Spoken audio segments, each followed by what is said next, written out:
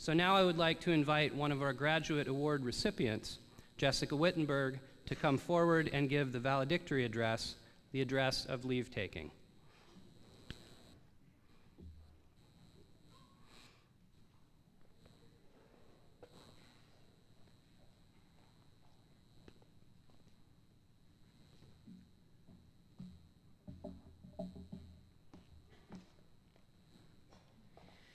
Mr. Balsba, Monsignor Shea, Reverend Newton, members of the faculty and staff, parents, family, friends, on behalf of the class of 2015, thank you for being with us here today. Thank you for your time, your support, your generosity, and your dedication to this vision. We could not have come this far without you. We have spent the past 13 years of our lives in school, all to arrive at this moment, graduation.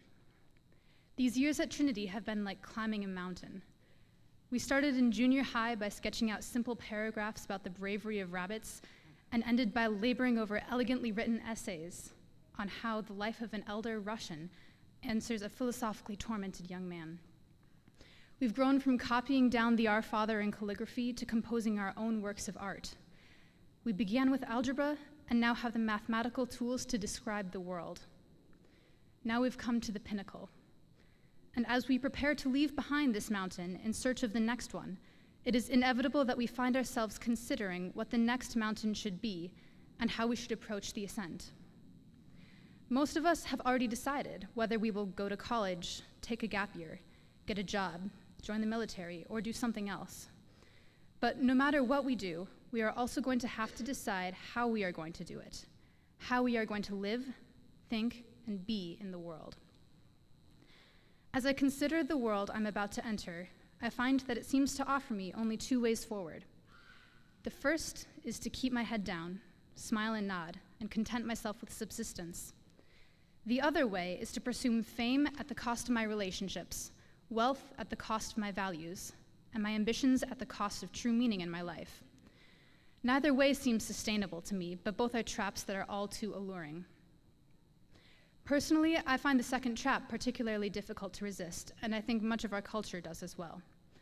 Out of curiosity, and as my generation is wont to do, I turn to that great repository of knowledge and wisdom, Google.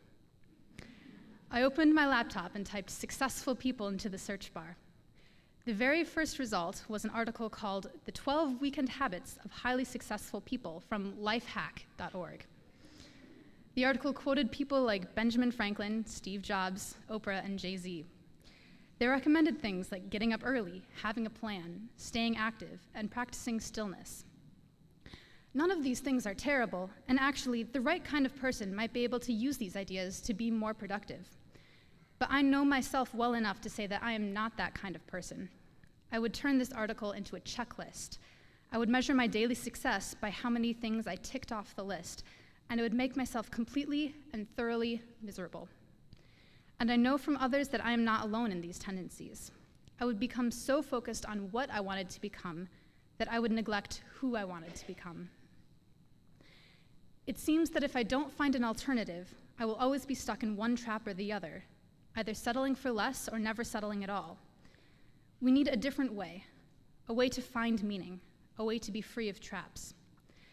This is how the French author Antoine de Saint-Exupéry put it.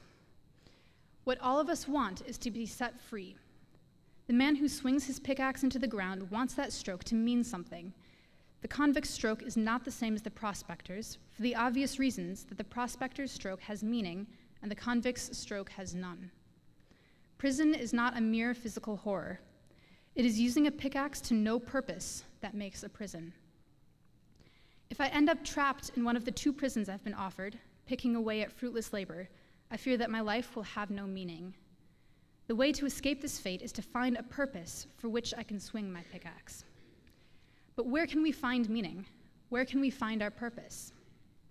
Matthew 6:33 says, "Seek ye first the kingdom of God and his righteousness." This is the way forward.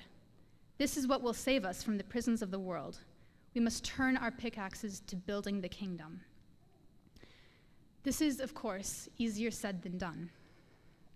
First, we must seek the truth.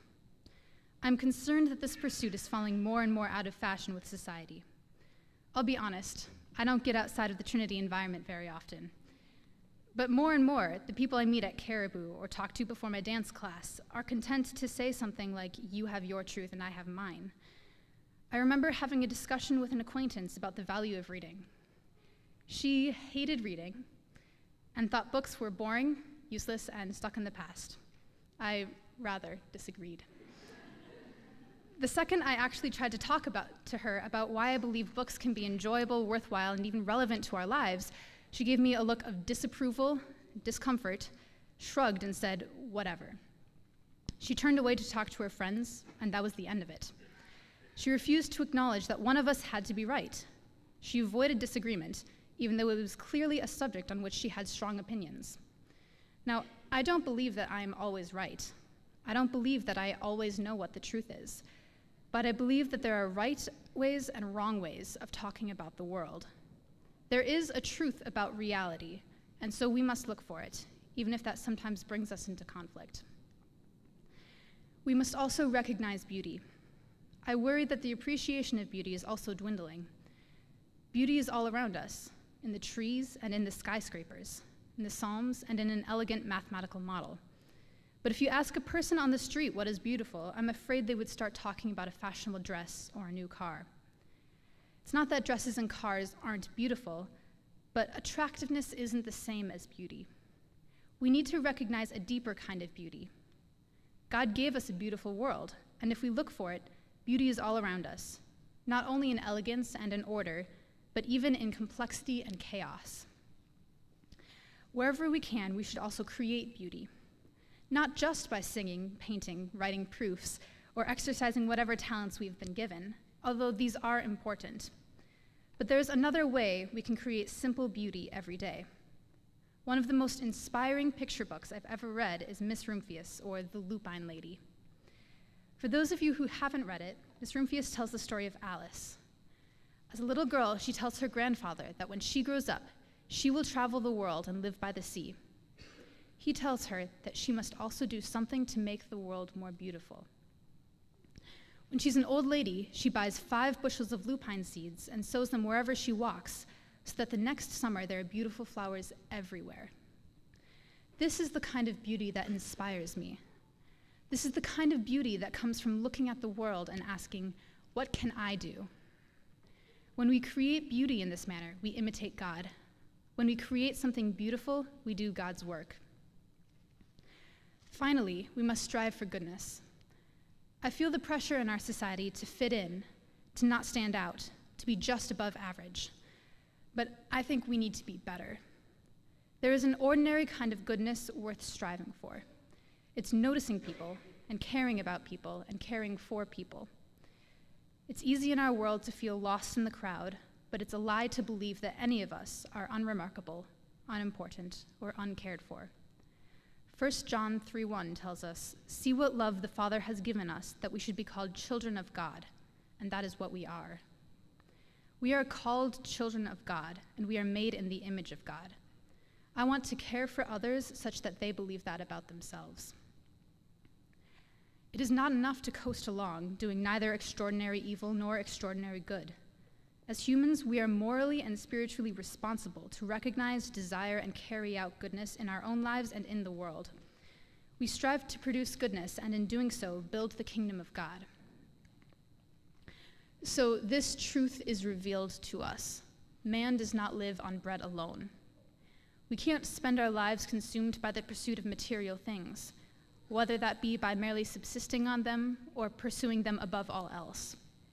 As Fyodor Dostoevsky writes, without a firm idea of what he lives for, man will not consent to live and will sooner destroy himself than remain on earth, even if there is bread all around him.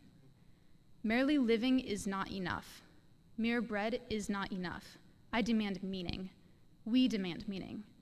Humans are not content to simply be, we must do. Furthermore, we must not be content just to act, but to act well and to do good. Our vocation while here at Trinity has been to discover truth, practice goodness, and recognize and create beauty. We will run risks in using these tools. In seeking the truth, we may offend. In wondering at beauty, we may be scorned as fools. In striving for goodness, we may be resented. When we build the kingdom of God, we defy custom and culture, but it is worthwhile work. It is the labor that will give us our meaning. Thank you, and God bless.